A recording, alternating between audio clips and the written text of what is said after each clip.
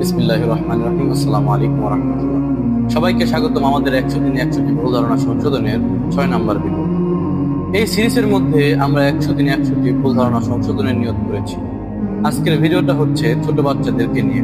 অধিকাংশ মানুষের মধ্যেই একটি ভুল ধারণা রয়েছে যে ছোট বাচ্চাদের প্রস্রাব হলো পাক, কিন্তু ইসলাম বলে যে ছোট বাচ্চা যতই ছোট হোক তার প্রস্রাব নাপাক।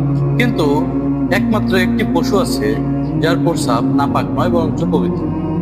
সেই পশুটি অন্য কিছু নয় বরঞ্চ একটি পোনা ব্যাঙ। কেন পোনা ব্যাঙের প্রস্রাবটি পাক? কেননা যখন ইব্রাহিম আলাইহিস সালামকে আগুনের মধ্যে ছুঁড়ে মারা হলো, ওই অবস্থায় তাকে দেখে দুইটি কাজ করেছিল। একটি হলো পোনা ব্যাঙ। পোনা ব্যাঙ ইব্রাহিম আলাইহিস সালামকে আগুনে ছুঁড়ে মারা দেখে ওই দিকে প্রস্রাব করে দিয়েছিল, এই আশায় যে তার প্রস্রাবের কারণে আগুন নিভে যাবে।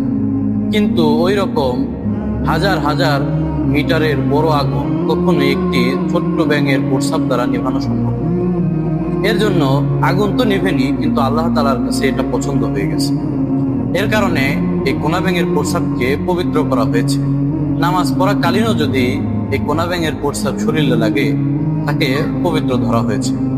এবং দ্বিতীয় পশুটি হলো যাকে আমরা জানি গিরগিটি নামে, অথবা গ্রাম্য মানুষরা রক্তচোষা বলে থাকে।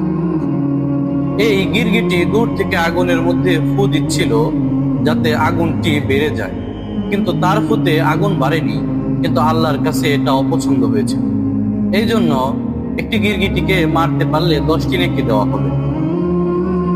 এর জন্য এই ইব্রাহিম আলাইহিস সালামের ঘটনা থেকে দুইটি পশু, একটি সম্মানিত হয়েছে এবং একটিকে অসম্মানিত করা হয়েছে।